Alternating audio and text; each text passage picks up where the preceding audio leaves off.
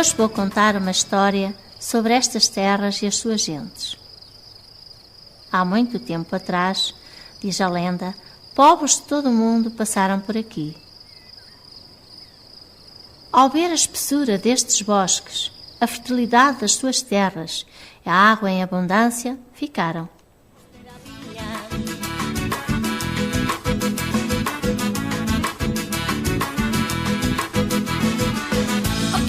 Levantar un proxecto cinematográfico é unha tarefa complicada para calquera persoa. Cando só hai un cineasta detrás da dirección, o guión e boa parte da produción, unha película é máis un exercicio de fe.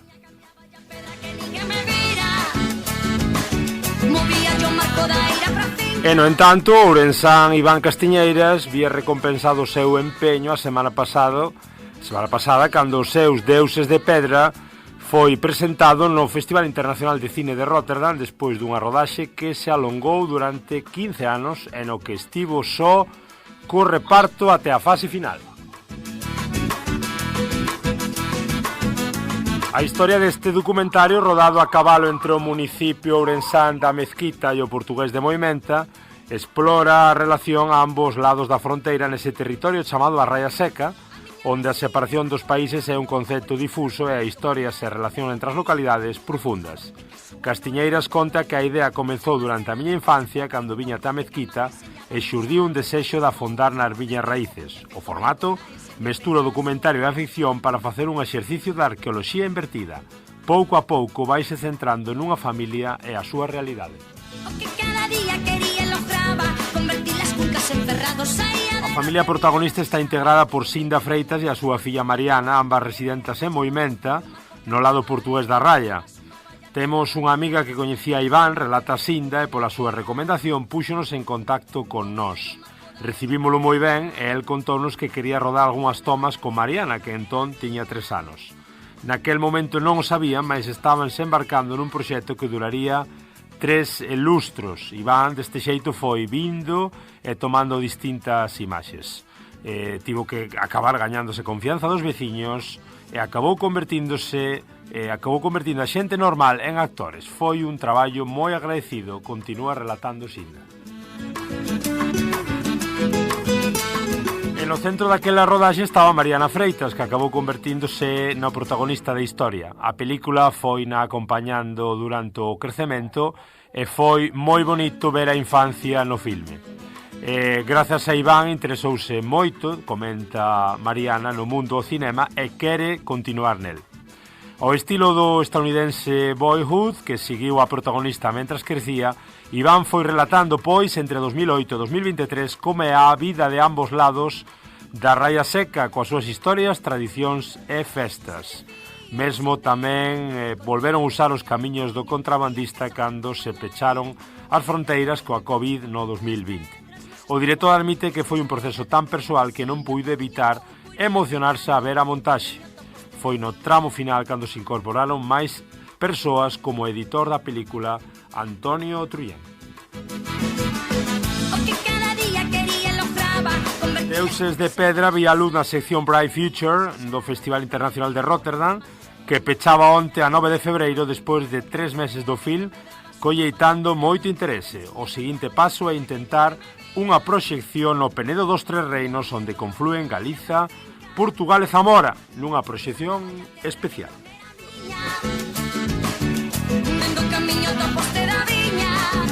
Ola, moi boas, como estades? Aquí estades nun especial do Marco. Eu son Germán Estevez, o xermano a portuguesa, e estades, como digo, neste especial hoxe, como vedes, falando da Raia Seca e falando de cinema, de producións que achegan a Raia á realidade social. A miña veciña está toleando, foi buscar os papéis do catastro, ver co perito cun abogado. Isto é o Marco, isto é o Galiportus, eu son Germán Estevez, xermano a portuguesa, xa sabedes, achegando sempre versións, vidas, opinións de un e do outro lado da Raia. Hoxe, como dicimos, falamos de cinema, falamos de Raia Seca, falamos de Deuses de Pedra.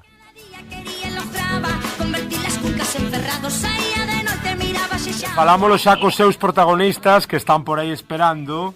Temos connosco xa o director deste Deuses de Pedra, está xa escoitándonos Iván Castiñeiras desde Ourense, penso. Iván, boas. Hola, moi boas, como estás?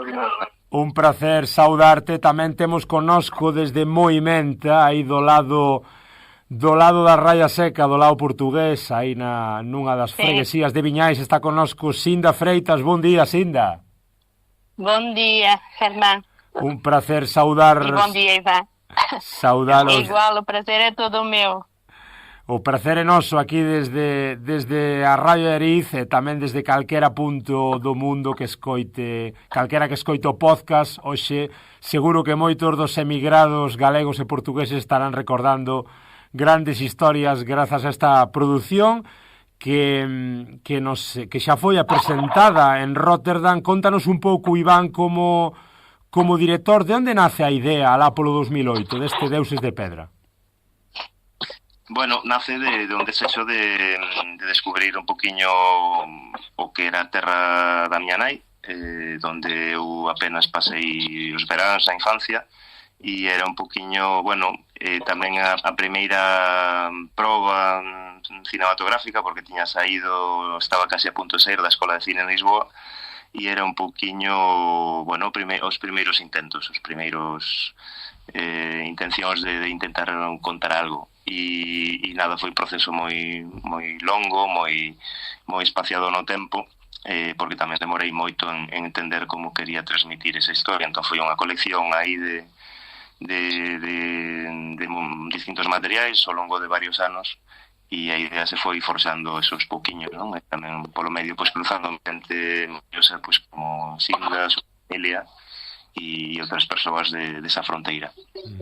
Son 15 anos de rodaxe para Iván. Iván é licenciado en Historia da Arte con estudos diversos. Tu veches a oportunidade de formarte en París, en Barcelona. Como é un pouco eso de inmiscuirse no mundo do cinema a través destes 15 anos tamén, e dos diferentes traballos que fuches facendo? En que lugar colocas este Deuses de Pedra na tua experiencia? Bueno, unha pregunta complexa. Para min Deuses de Pedra foi a miña escola de cine, se podo dicir, non? Foi o sitio de liberdade onde non tiña tampouco presa en ter que facer unha película, ou non estaba baixo os criterios que normalmente cando recibo apoio, entonces puiden facelo o meu gusto, o meu aire, co tempo que precisaba, pois, e no medio con os procesos vitais de cada un, non? Pois eso, estar en distintas partes, un poquinho por formación, por traballo, tiven que emigrar. Entón, bueno, eso foi enriquecendo tamén, facendo que non dispuxera dun tempo total, pero sí a constancia e o desexo de leválo a cabo, non? Que intentas transmitir co filme, Iván? E que significado tamén ten o título? Bueno, para mí é un retrato desa localidade que a levo no corazón, non? Bueno, son originario de Cádavos, entón é un lugar que fai parte de integrar esa fronteira, e nada, falar desa idiosincrasia que cando cheguei ali en 2008 parecía un mundo moi diferente a todos aqueles outros mundos onde eu estaba viaxando, que eran capitais de países, non? Estaba ou en Lisboa, en Barcelona ou en París, e de pronto vía nese modo de vida pois un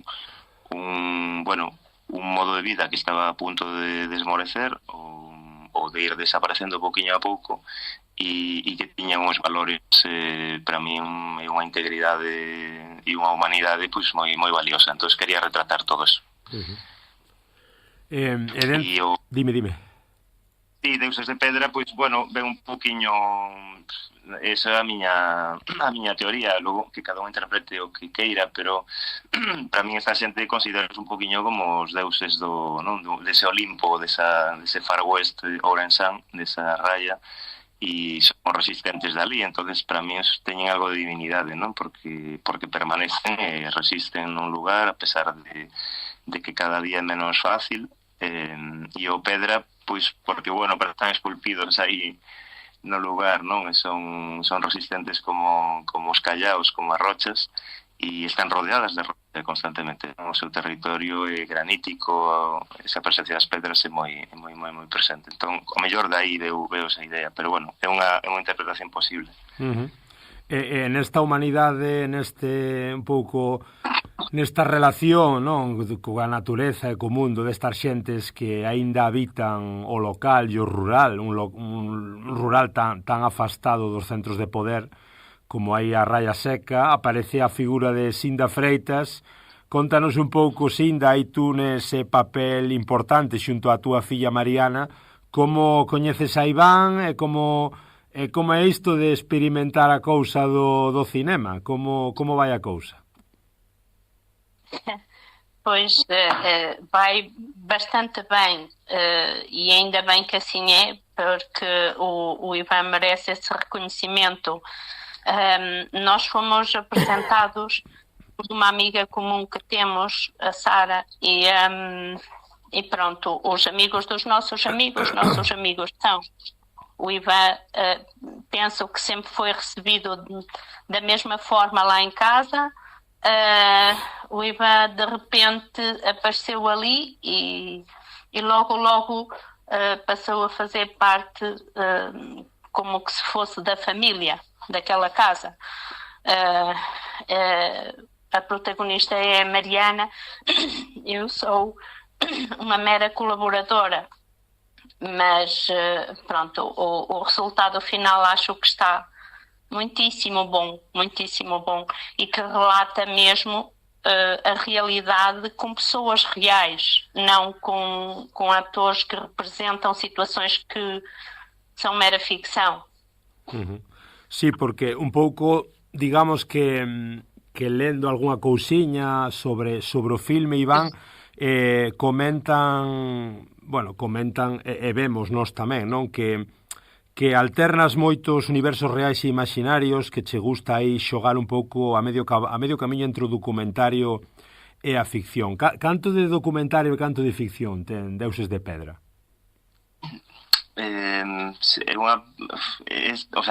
Sempre estamos aí nese debate de o que é documentario e ficción, non? Sí. Bueno, creo que en cuanto tú pos unha cámara diante a xente, a realidade transfórmase.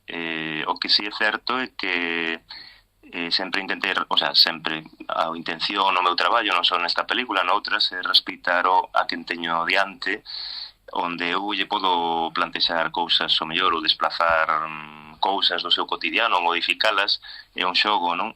Pero sempre respeitando a identidade da persoa que estou a filmar e nunca lle digo que ten que dicir, non? As persoas expresan, podolle suxerir o suxeito, o tema, ou explicarlle na narrativa o que vamos a filmar e como xoga na narrativa, non?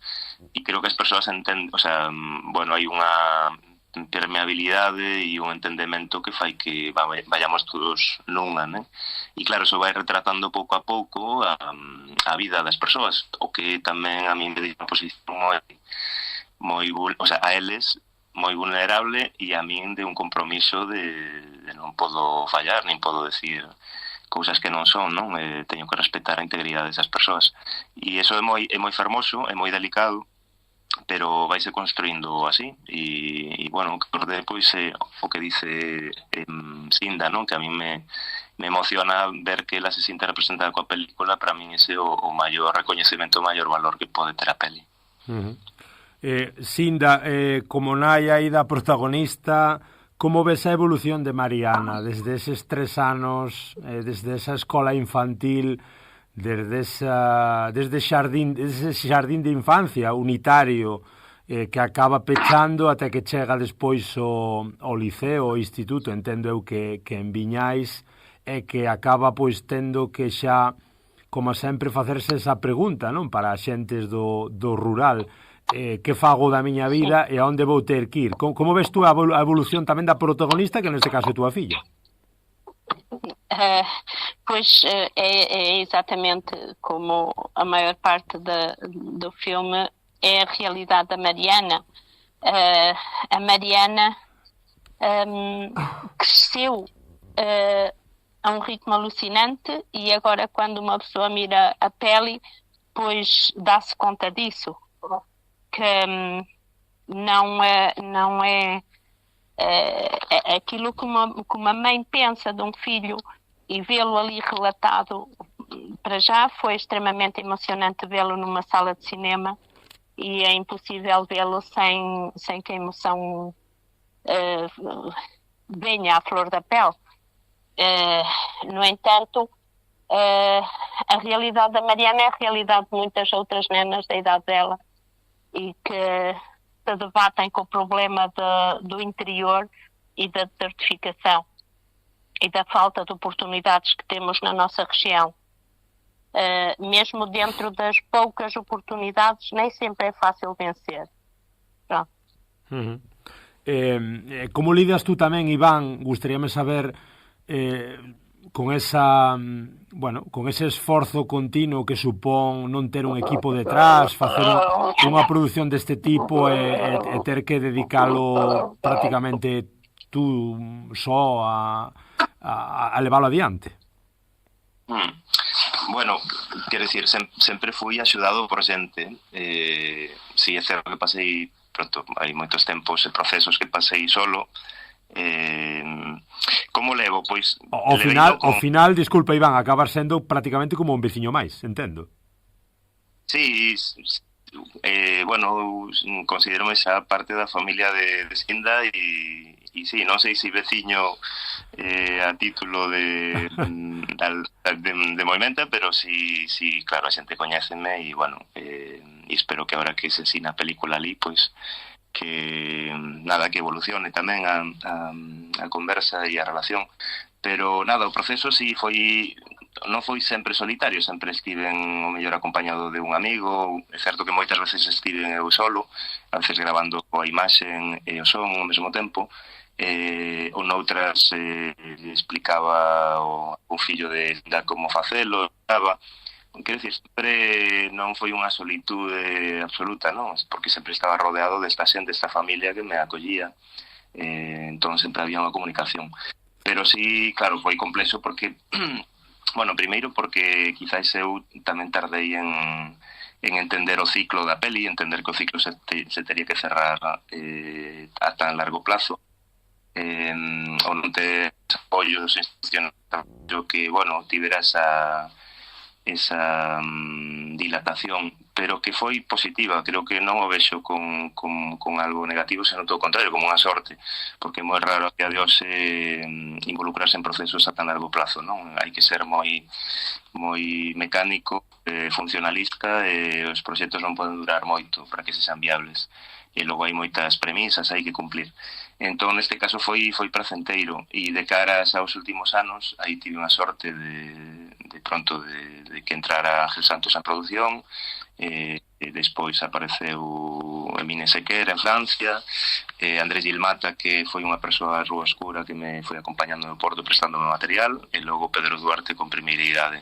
Entonces, ao final sí me fui arroupando de xente, e bueno, durante a rodaxe sí estive xa me apoyaron no último ano de rodaxe, xa me apoyaron Claudia Ribeiro e Bernardo Teriaga, o sea que foi evolucionando poquinho a pouco, non? Si é certo que quizás os primeiros 10 anos, 11 anos por aí, era máis solitario, pero logo cando encarrilou e cando a película xa iba a chegar a súa fase final, pois aí xa estive moi ben arroupado e moi ben apoiado ata hoxe, non?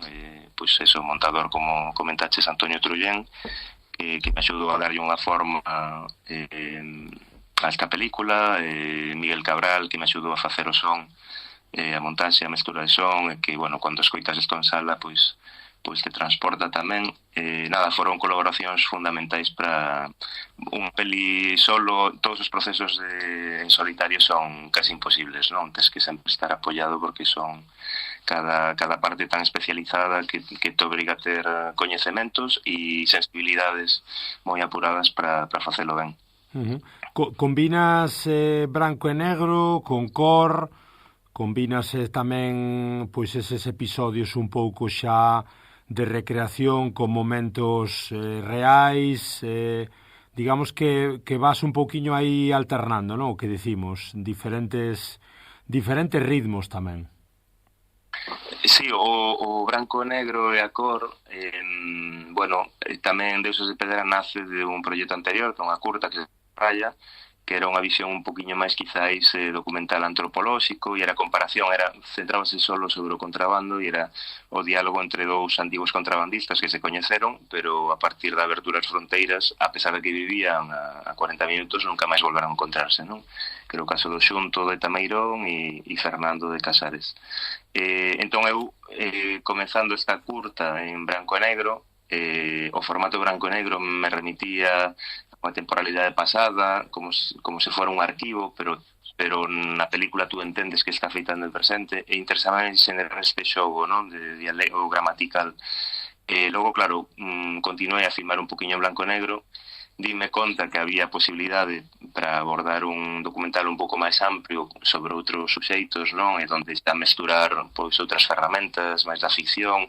Empecé a descubrir o lugar a medida que filmaba, e aí surxiu tamén o desexo de pasar a cor, non? De retratar ese espacio, as maravillosas cores e a forza da cor que o lugar e da luz desexei facelo en película. Entonces, o xogo foi un poquinho como integrar estas dúas partes e como xenerar unha dialéctica entre o branco e negro e a cor na película, sen que o espectador se sentira perdido, pero tamén xerando un espacio de experimentación sensorial e de sorpresa, e iso foi o que se conseguiu na montaxe, non?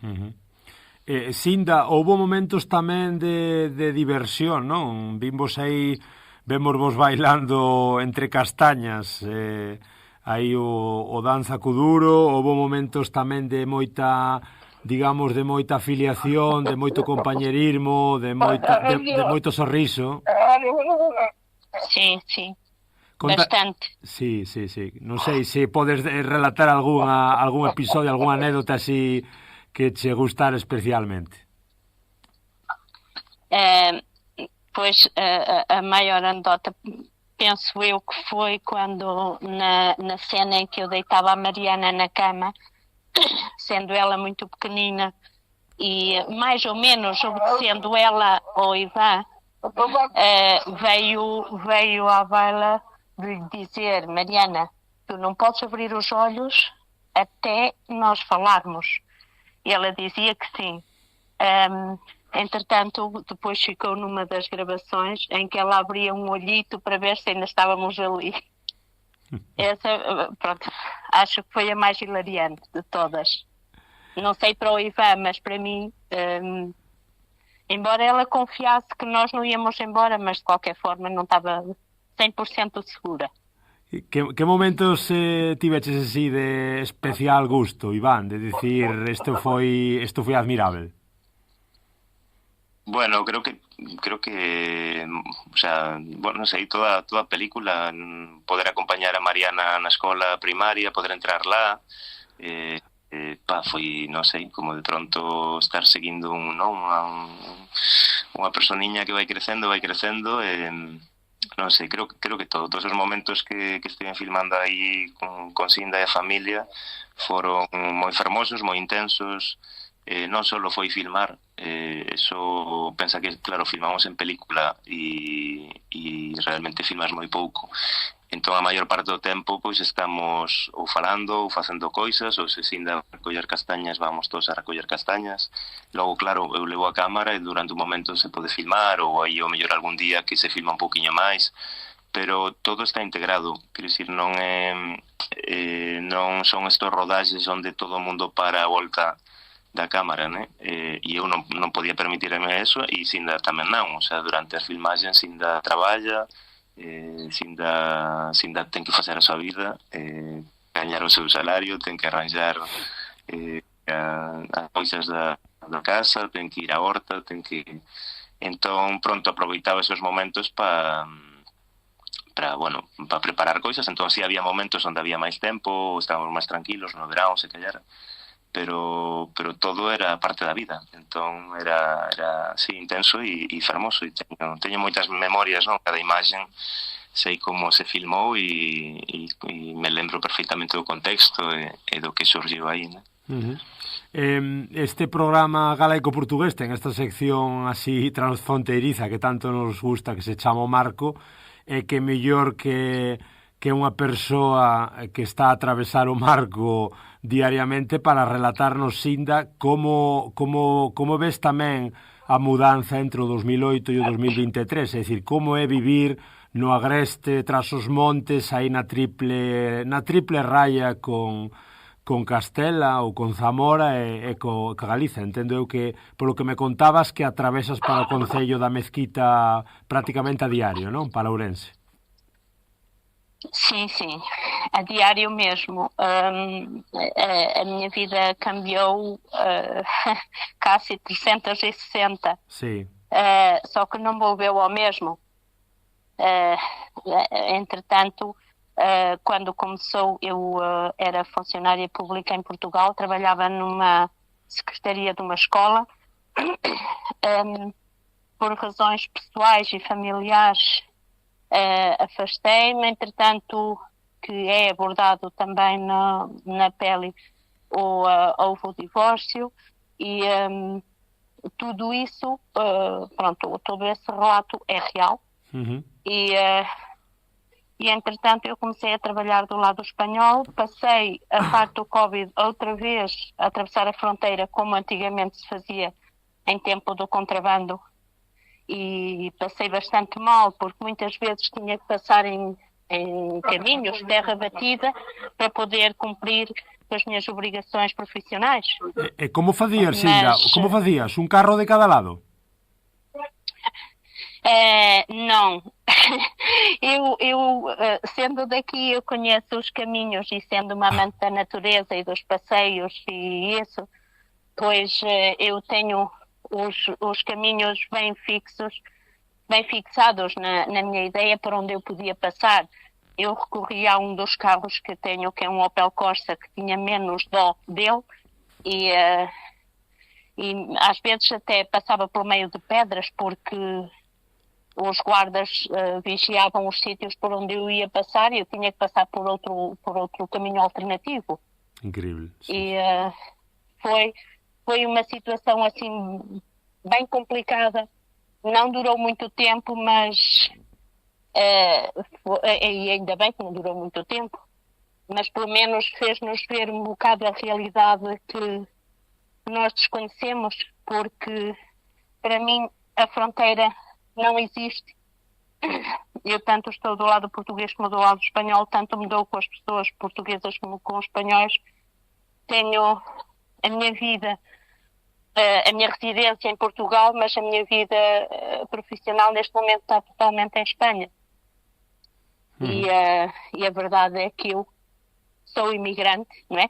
Quer queiramos, quer não. E venho ganhar o meu dinheiro deste lado e investi-lo do outro lado.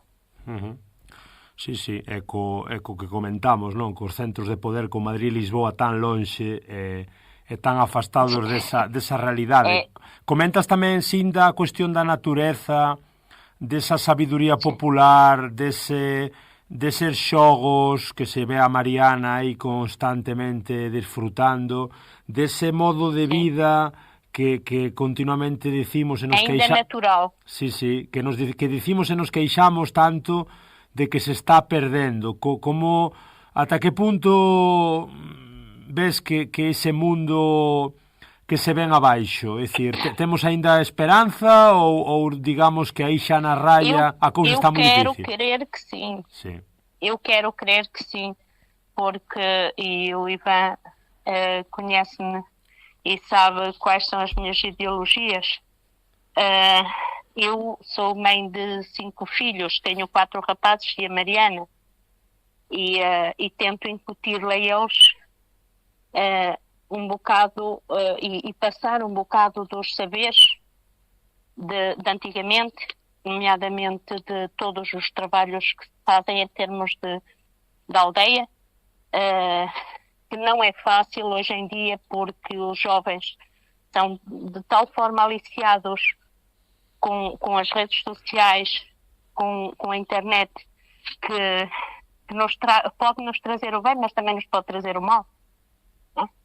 Sí, sí. E afasta as pessoas dos locais onde nasceram.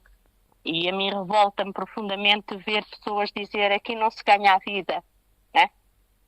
Quando neste momento existem condições muito melhores do que existiam no tempo dos meus pais e dos meus avós. Pronto. As dificuldades eram muitas na altura. Actualmente, cantos dos 5 fillos tes fora, Sinda? Pois tenho o mais velho que participa um bocadinho na pele na altura do contrabando, Sim. que vive em Madrid, tem 33 anos, e o do meio que tem 25 anos, que vive e trabalha em Vinhais. Tem a vida dele já lá orientada. Os outros 3 de momento ainda estão comigo, um deles por questões de saúde, e à parte disso ainda tenho mais um afilhado que crio como sendo filho também, que pronto, neste momento somos 5 em casa. E a Mariana... Não posso queixar, porque a casa pelo menos ainda está cheia, nem que seja de trabalhos e de problemas, mas sim. E a Mariana irá acabar en Valencia ou onde irá acabar a Mariana? Pois não sei, com isto da película a Mariana mexeu bastante com ela, porque se ela já tinha a dúvida, ela tem sempre medo de fazer escolhas e de não ser a escolha certa. E fica indecisa até bastante tarde. E embora esteja no 12º ano, neste momento que está a terminar para seguir para uma universidade, continua com 2 ou 3 opções de escolha em vista, mas ainda sem decidir exatamente o que é. Pronto. Dime, Sinda. É complicado porque nem sempre as opções que eles querem vão de encontro, estão à mão deles poderem escolher, né? Volto contigo, Iván. O filme foi apresentado en Rotterdam. Como foi esa acollida? Lemos algunha crítica que fala dunha película pois lúdica, poética, calurosa por veces, que trascende a etnografía. Como valoras un pouco esta crítica e como valoras ese acollemento do Festival Holandés? A acollida tanto do público como da crítica do festival foi incrível, o sea, inesperada, moi positiva. Nos 3 pases a sala estaba cheia e bueno, acho que houve unha comunión co filme e no acabou o filme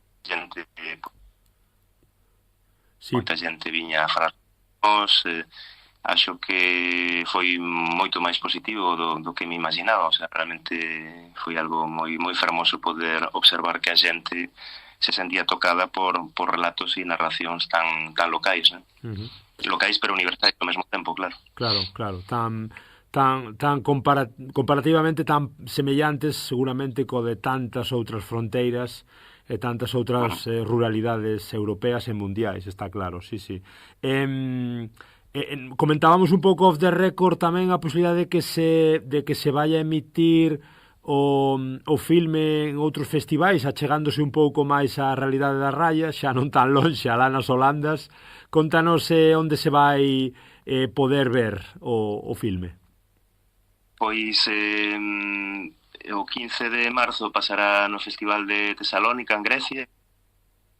Despois en abril xa aceptamos o convite de Cartagena de Indias en Colombia. E ainda estamos, e Indie Lisboa no mes de maio en Lisboa. De momento son as datas, estamos tamén vendo outros festivais que están interesados na película e de momento estas son as oficiais, as que podemos comunicar.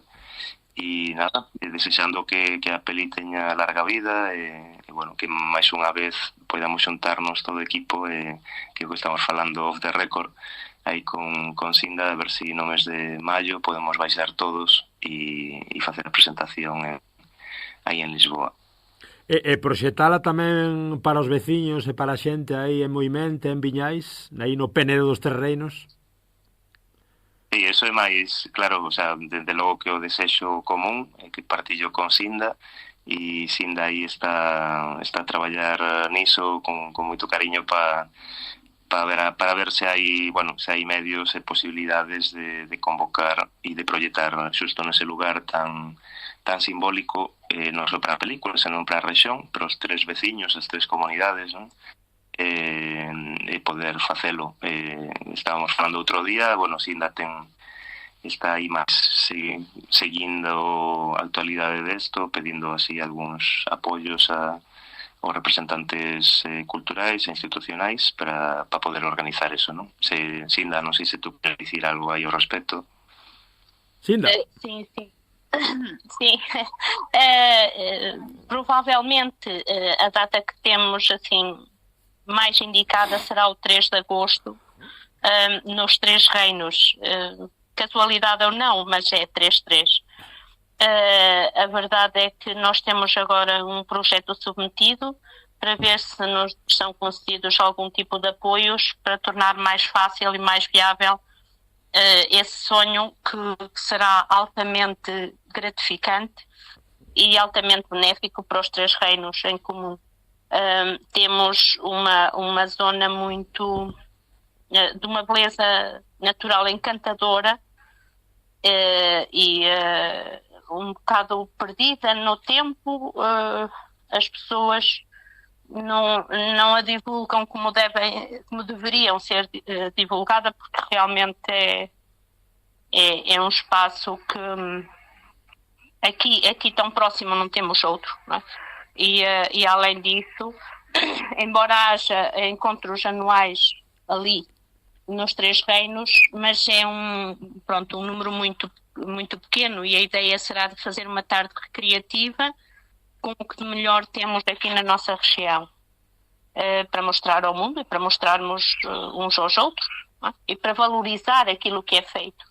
Irá colmatar com a passagem da pele, quer seja ao entardecer, ao final do dia. Sí, e un pouco o convite tamén para o que falamos, non? As xentes dun e do outro lado da raia, que ao final son as mesmas xentes, entendendo que o protagonismo recaeu en Moimenta, mas o territorio non entende de fronteiras, as xentes tampouco, e supoño que a xente da Mezquita e a xente desas aldeas galegofalantes tamén, de Ermisende, por exemplo, do lado zamorano. San Ciprián também vão colaborar, Lupián também vai colaborar. Claro. E mesmo o Conselho de Vinhais em si, a Câmara Municipal de Vinhais vai colaborar connosco, e pronto, eu penso que vai ser um encontro épico mesmo. E nós temos levado a cabo, ano passado fizemos pela primeira vez, melhor dizendo, o Encontro Internacional das Mulheres dos Três Reinos, precisamente faz amanhã um ano, na Moimenta, porque temos condições que o permitem, onde nos encontramos 92 pessoas e amanhã será repetido esse encontro, que será o segundo encontro das Mulheres dos Três Reinos. Todas nós, mulheres, temos homens importantes nas nossas vidas, portanto o convívio é aberto a homens e a mulheres, não há discriminação. E se uma pessoa é apologista da igualdade, não pode defender o contrário, né?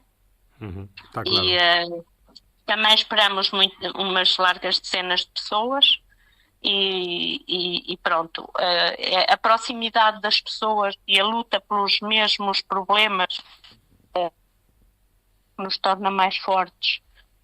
E o poder partilhar as coisas boas, pois é sempre bom, né? Que é o caso da tarde recreativa que iremos ter nesse dia. À partida, é uma divulgação da nossa cultura que muitos às vezes até desconhecem. Acabo xa, Iván. Teño moita curiosidade por ver un pouquiño, e seguro que os ouvintes nosos tamén, por coñecerte, por saber de ti e porque nos contes algún dos proxectos que tes para este 2025, agora que vas lanzado. Sí, Iván, non sei se andas por aí.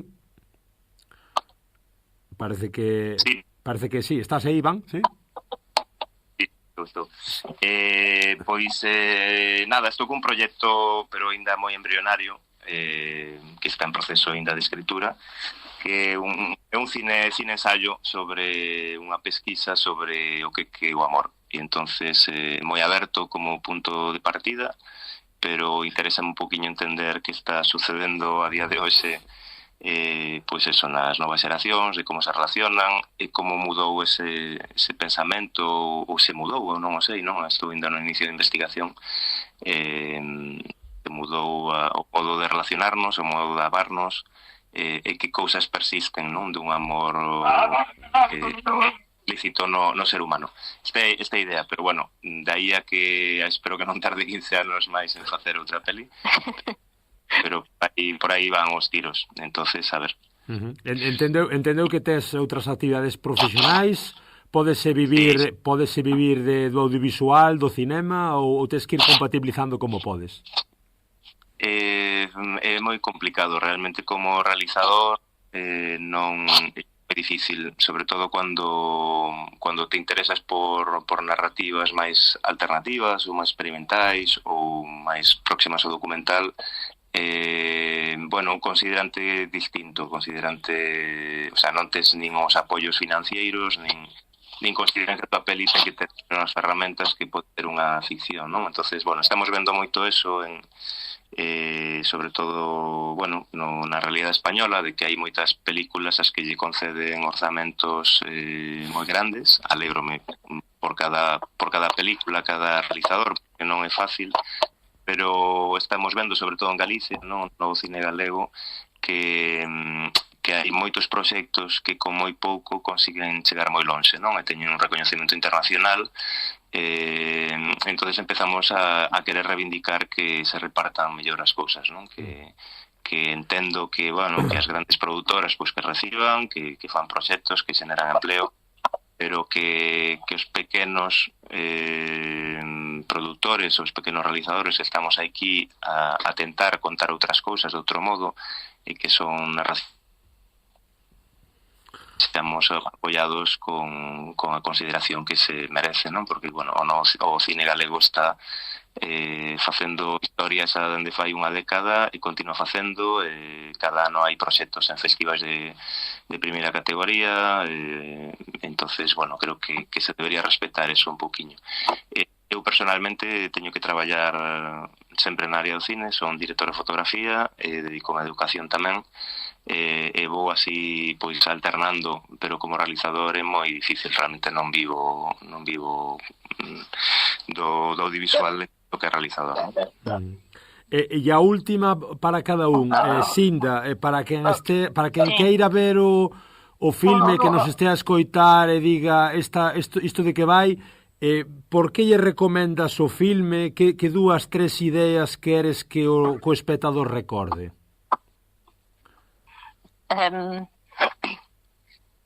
É realmente uma pergunta que me deixa pensativa, mas pronto, é a realidade.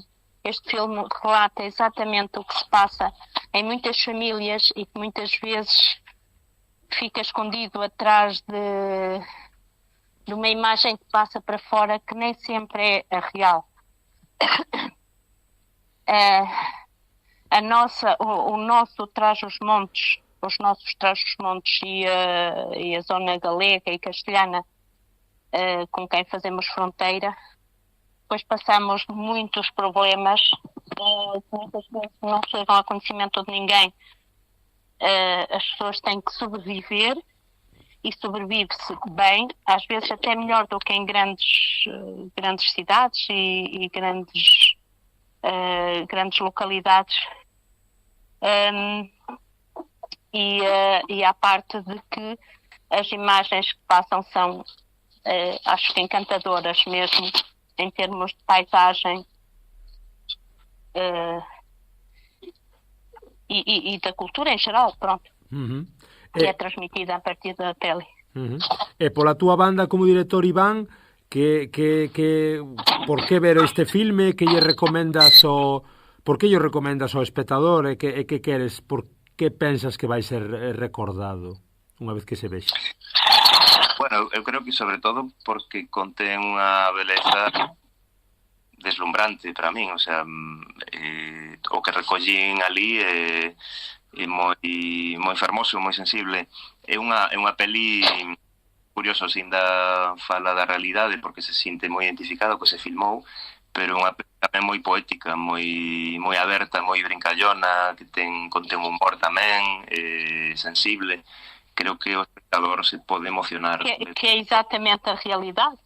Sí, a realidade tamén, unha realidade poética. E acho, polo que vi, salas, ¿no?, que o espectador sale moi emocionado, non? É unha peli que te transmite unha humanidade e unha conexión, unha beleza que tivemos esa sorte de conseguir facela así, non? Non é que fora unha intención buscala, pero surxiu así, porque os ingredientes que puxemos dentro pois son sabrosos, son moi fermosos. Entón, creo que é unha peli moi bonita, divertida, que retrata un territorio dun modo moi ingenioso e que mantén o espectador conectado do principio ao fin. O sea, que foi a miña experiencia nas proyeccións de Rotterdam, por exemplo.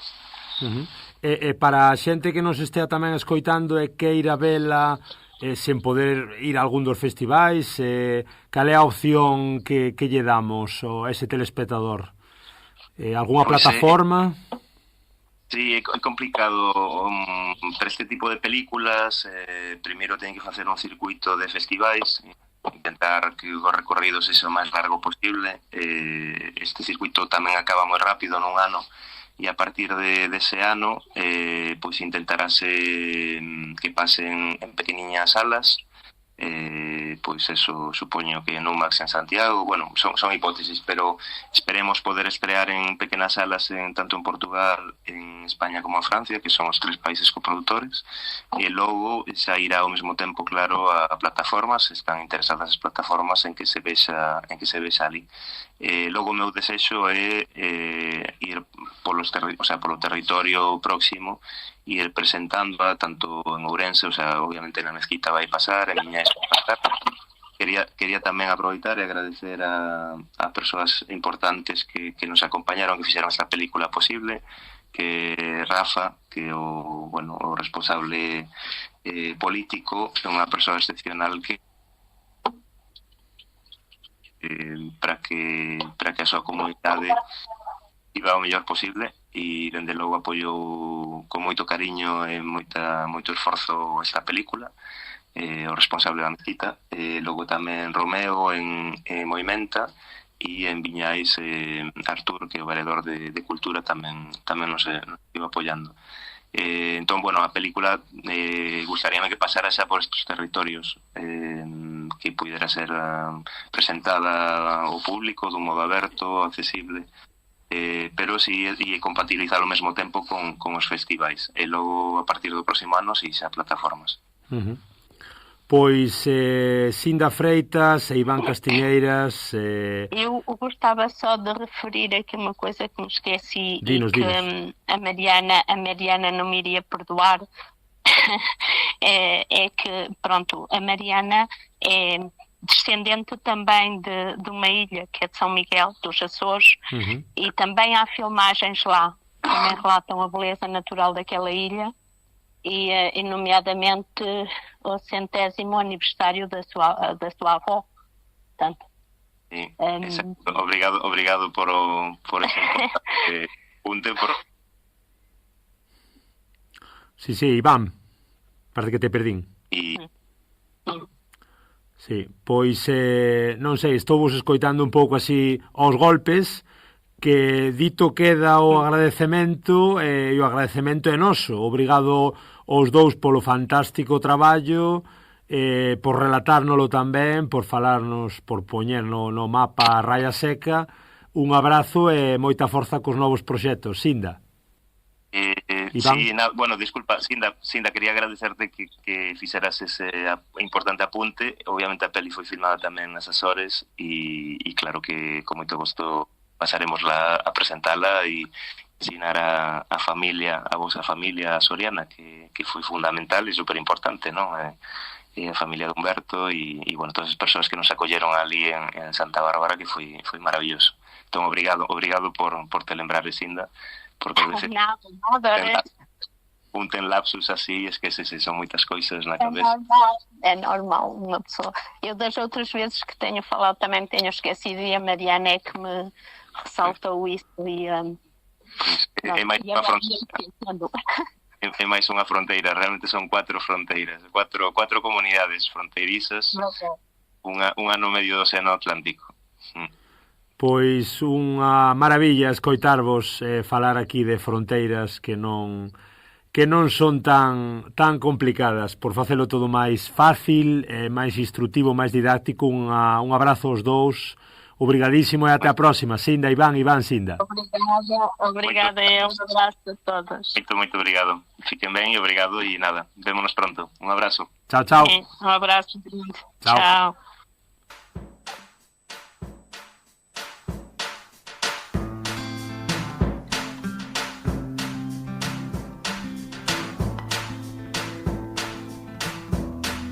Pois ata aquí este especial sobre Deuses de Pedra, unha produción humilde, unha produción á vez moi bonita, que está collendo forza e que mostra perfectamente como é a vida na raya transmontana, aí no triple vértice entre Ourense, Zamora e Trás-os-Montes. Vamos ir acabando xa este especial do Marco, falando de cinema, falando de vida, falando de migración, tamén de minas, que non comentábamos antes, de vidas persoais e de vidas culturais e sociais. Recordaros, xa sabedes que estamos nas redes, poderesnos aí escribir o que queirades ao correo galiportuspodcast@gmail.com, seguídenos nas plataformas en Spotify, en Apple Podcasts, en Podgalego, en iVox, tamén estamos na Contorna, Radio Lei 107.2 da FM, todos os sábados ás 12 redifusións, os sábados ás 10 da noite, o luz ás 6 da tarde. Un agradecemento tamén no control a Carlos, como sempre. Hoxe marchamos, vamos embora, poñémonos un pouco tristes con isto da emigración, escoitamos os 4:30 con ese Olá Solidão. Chao, obrigado.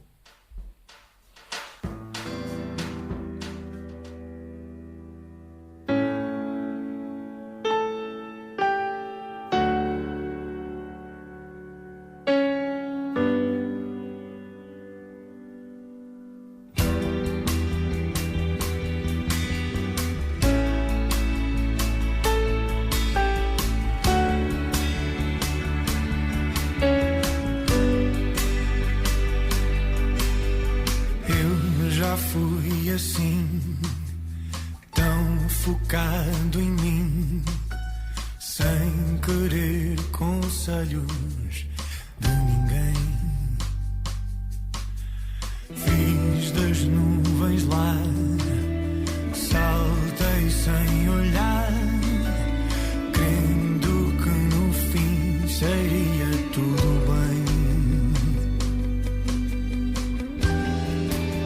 Bandeira de um velho ditado, melhor só que mal acompanhado. Nem pensava em apoiar os pés no chão.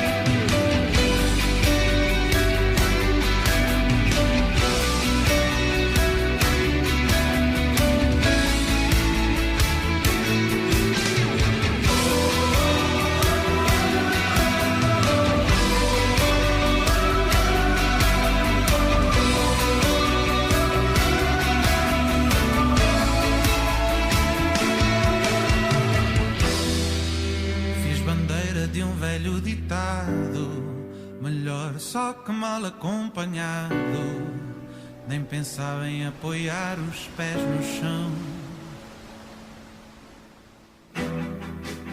Olho em volta, agora estou sozinho. Não liguei às placas no caminho, nem parei para perguntar a direção.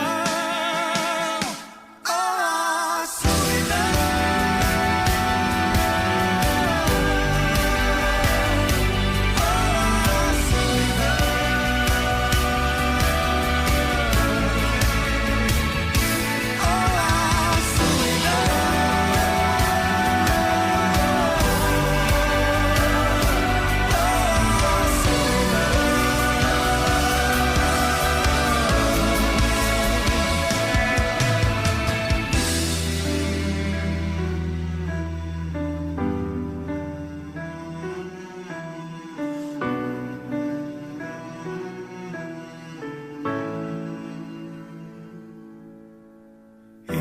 Já fui assim, tão focado em mim, sem querer conselhos de ninguém.